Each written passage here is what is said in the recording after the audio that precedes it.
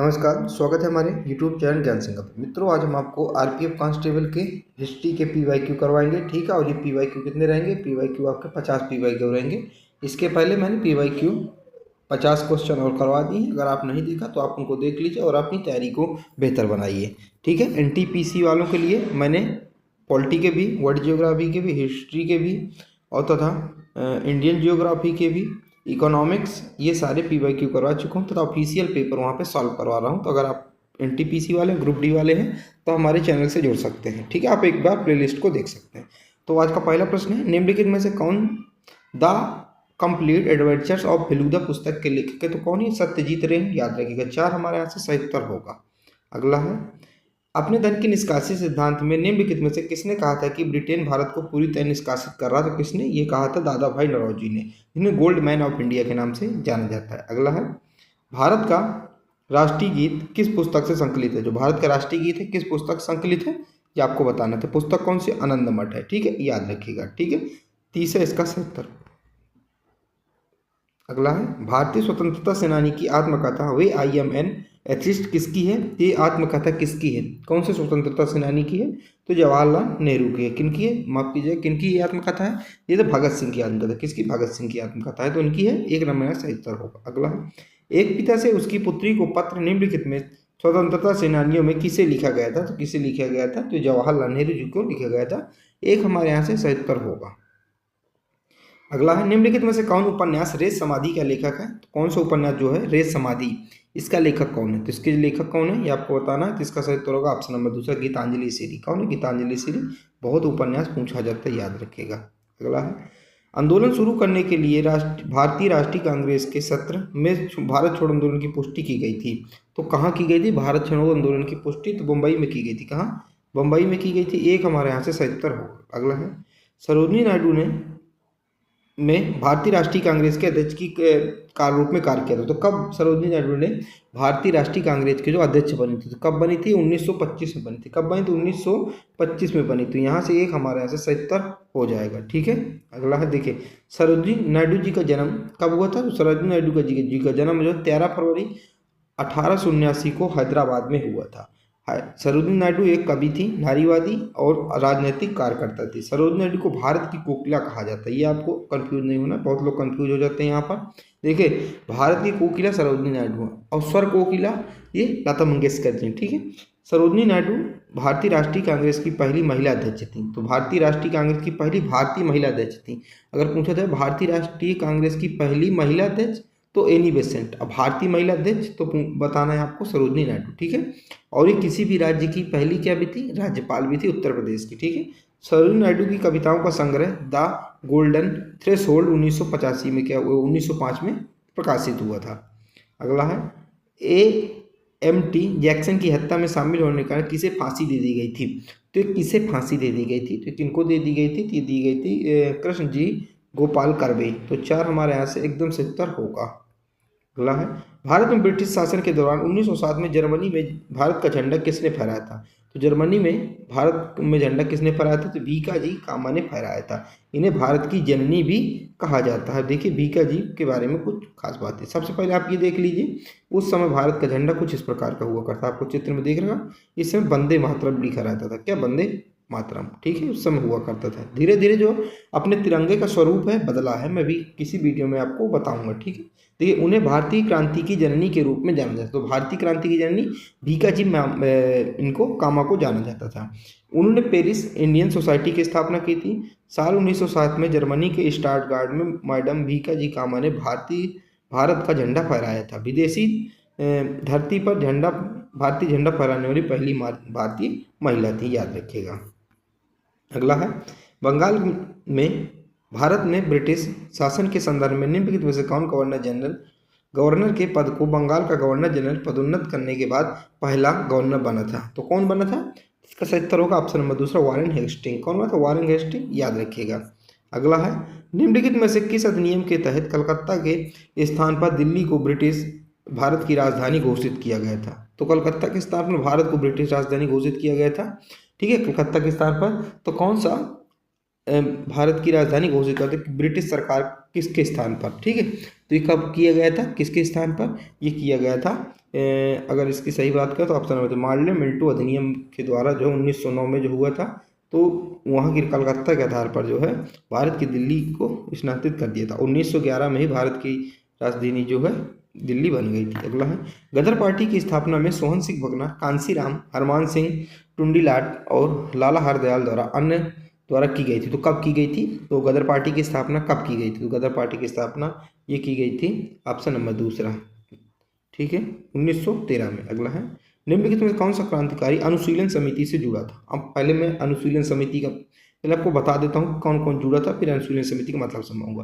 तो कौन जुड़ा था? तो जितेंद्र मोहन सेगुप्ता जुड़े थे। कौन? अनुशीलन समिति से। अनुशीलन समिति है क्या? देखिए, अनुशीलन समिति भारत का क्रांतिकारी संगठन था। तो भारत का जो क्रांतिकारी दल था जो, तो उनको कहा जाता अनुशीलन समिति, उसने अपना नाम रखा था, ठीक है। इसकी स्थापना 1902 में कलकत्ता में हुई थी। तो 1902 में कलकत्ता में हुई थी। इसका मकसद क्रांतिकारी तरीकों से भारत में ब्रिटिश शासन को खत्म करना था। इस समिति में कुछ प्रमुख नेता भी रहे, जैसे CR दास, अरविंद घोष, बीरेंद्र कुमार घोष, सुरेंद्रनाथ टैगोर। अगला है, 1902 में निम्नलिखित में से किसने कहा था कि भारत को उसके लाभ के लिए नहीं बल्कि उसके विजेताओं के लाभ के लिए शासित किया जाता है? तो इसका सही उत्तर क्या है? ऑप्शन नंबर एनी बेसेंट ने कहा था। किसने कहा था? एनी बेसेंट ने कहा था, याद रखिएगा। अगला है, निम्नलिखित में से किस अधिनियम ने भारतीय सरकार को बिना मुकदमे के किसी को भी गिरफ्तार करने का अधिकार दिया? तो किसने? तो इसका सही उत्तर ऑप्शन रोलेट अधिनियम। रोलेट अधिनियम में क्या था? शंका के आधार पर, शक के आधार पर गिरफ्तार किया जा सकता था। अगला है, 1905 में बनारस अधिवेशन में भारतीय राष्ट्रीय कांग्रेस ने औपचारिक स्वरूप से विदेशी आंदोलन को किसकी अध्यक्षता में अपनाया था? तो स्वदेशी आंदोलन था, किसकी अध्यक्षता में अपनाया गया था? 1905 में बनारस अधिवेशन में। किसकी अध्यक्षता में? तो ये गोपाल कृष्ण गोखले जी की अध्यक्षता में। ऐसा पूछा जा सकता है, 1905 का बनारस अधिवेशन किसने अध्यक्षता किसने की थी? गोपाल कृष्ण गोखले ने। अगला है, जलियांवाला बाग हत्याकांड के खिलाफ विरोध के परिणाम स्वरूप हुआ था। तो उसके किसके परिणाम स्वरूप हुआ था? तो रॉलेट हुआ था। अब जलियांवाला बाग 1919 में हुआ था, 13 अप्रैल 1919 में, याद रखिएगा। अगला है, औपनिवेशिक सरकार द्वारा में विद्रोही सभाओं को रोकने के लिए अधिनियम पारित किया गया था। तो कौन सा अधिनियम? 1904 का अधिनियम पारित किया गया था, याद रखिएगा। अगला है, साइमन कमीशन भारत में कब आया था? तो देखिए, बनकर तैयार हो गया था 1927 में, और एक साल बाद यानी कि 1928 में भारत आ गया था। तो यहाँ से 4 हमारा इसका सही उत्तर होगा, ठीक है। देखिए, साइमन कमीशन के बारे में कुछ खास जुड़ी बातें। देखिए, साइमन कमीशन का गठन 26 नवंबर 1927 को हुआ था। इसकी अध्यक्षता सर जॉन साइमन ने की थी। इस आयोग में कोई भारतीय नहीं था। इस आयोग में 7 अंग्रेज सदस्य थे। लाला लाजपत राय ने इस साइमन कमीशन के खिलाफ अहिंसक मार्च निकाला था और वो शहीद हो गए थे। अगला है, ब्रिटिश शासन से पहले निम्नलिखित में से कौन सी भारतीय एकता की विशेषता थी?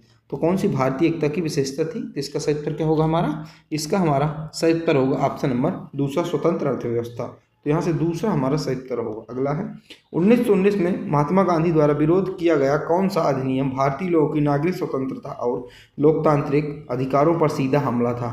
तो कौन सा था? तो ऑप्शन नंबर तीसरा, रॉलेट एक्ट। कौन? रॉलेट एक्ट तीसरा यहाँ से हमारा एकदम सही उत्तर होगा।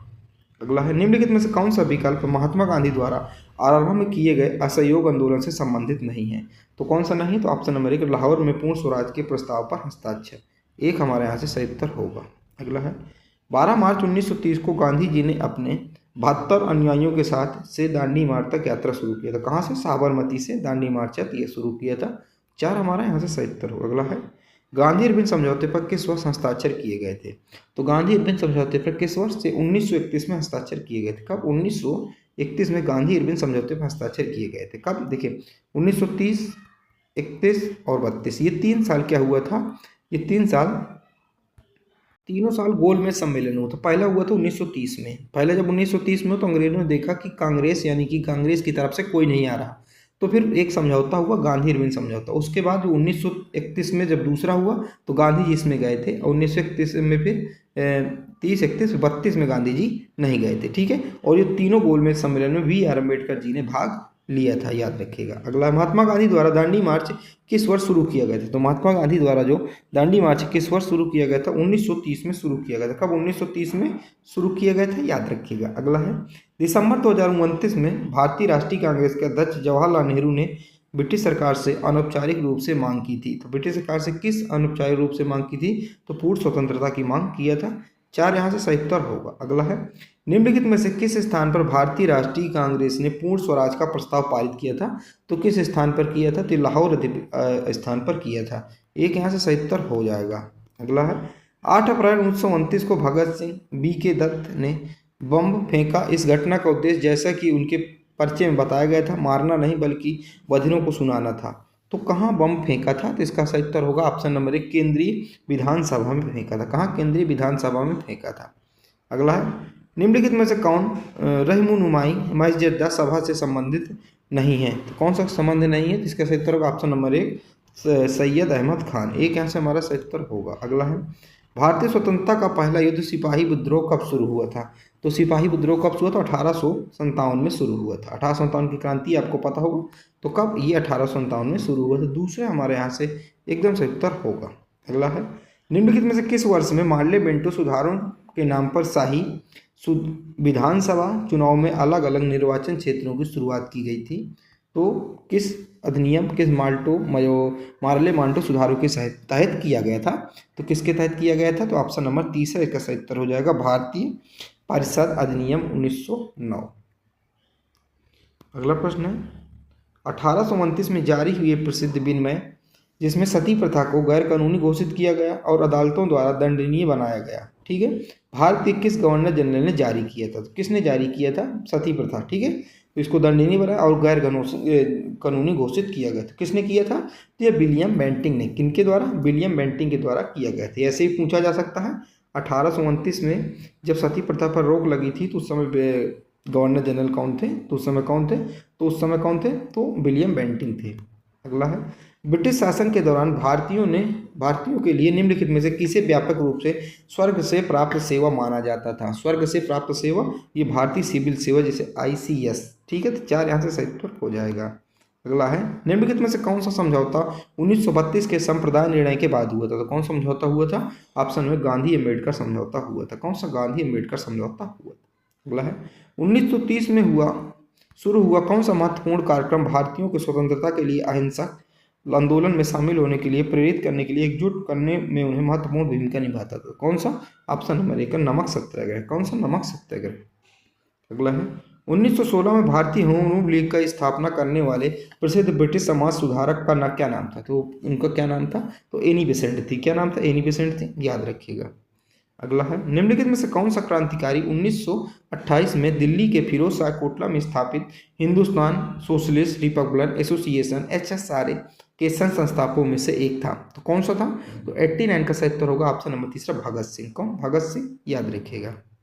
अगला है, 1820 के दशक में कलकत्ता के हिंदू कॉलेज में शिक्षक हेनरी लुइस विलियम डेरोजो ने कट्टरपंथी विचारों को बढ़ावा दिया और अपने छात्रों को सभी अधिकारियों पर सवाल उठाने के लिए प्रोत्साहित किया। के रूप में जाने जाने वाला उनके छात्रों ने परंपरा और रीति रिवाजों पर हमला किया, महिलाओं के लिए शिक्षा की मांग की और विचार और अभिव्यक्ति की स्वतंत्रता के लिए अभियान चला। तो कौन सा? युवा बंगाल आंदोलन था। कौन सा? युवा बंगाल आंदोलन था, याद रखिए। अगला प्रश्न कर रहा है, 1828 में राजा राम मोहन राय ने ब्रह्मो सभा नामक सुधार संघ का गठन किया था। तो ये कहाँ किया था इनके द्वारा? तो ये कलकत्ता में किया गया था। कहाँ? कलकत्ता में किया गया था, याद रखिएगा। अगला है, निम्नलिखित में से किस सामाजिक सुधारक ने सत्य शोधक समाज यानी कि सत्य की खोज करने वाले समाज की स्थापना की थी? तो किसने सत्य शोधक समाज की स्थापना किया था? तो ये ज्योतिबा फूले जी के द्वारा किया गया था। दूसरा इसका सही उत्तर होगा। अगला है, मानवतावादी सामाजिक कार्यों को आगे बढ़ाने के लिए रामकृष्ण मिशन की स्थापना निम्नलिखित में से किसने की थी? तो रामकृष्ण मिशन की स्थापना स्वामी विवेकानंद जी के द्वारा की गई थी, याद रखिएगा। अगला है, 1840 में बॉम्बे में स्थापित पहला सामाजिक धार्मिक संगठन कौन था जिसका उद्देश्य जाति व्यवस्था को उन्मूलन करना? तो कौन सा था? तो ये ऑप्शन नंबर 4, हंस मंडली। अगला है, प्रार्थना समाज की स्थापना में डॉक्टर आत्माराम पांडुरंग ने की थी। तो कब किया था? तो ये किया था ऑप्शन नंबर 4, बॉम्बे में किया था। कब? बॉम्बे में किया था। अगला है, आर्य समाज के संस्थापक कौन थे? जो आर्य समाज था उसके संस्थापक कौन थे? तो दयानंद सरस्वती थे। ये ऑप्शन नंबर 4 हमारा सही उत्तर होगा।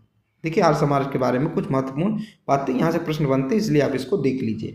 आर्य समाज के संस्थापक दयानंद सरस्वती थे। ठीक है, दयानंद सरस्वती आर्य समाज के स्थापक, ये जो संस्थापक। ठीक है, उन्होंने अप्रैल 1875 में बम्बई में इसकी स्थापना की। तो सन पूछे तो 1875 कहाँ बम्बई में स्थापना किए थे। ठीक है, उनका मूल नाम शंकर तिवारी था। उनका जन्म 12 फरवरी 1824 को हुआ था।